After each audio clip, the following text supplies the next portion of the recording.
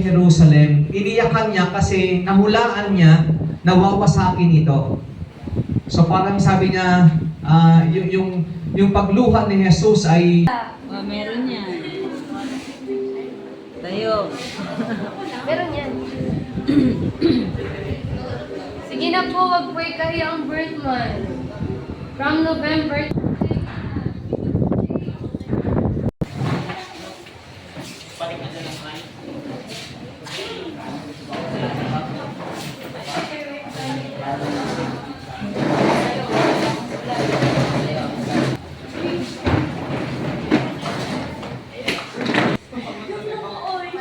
Hindi ka rin mag-unog dito.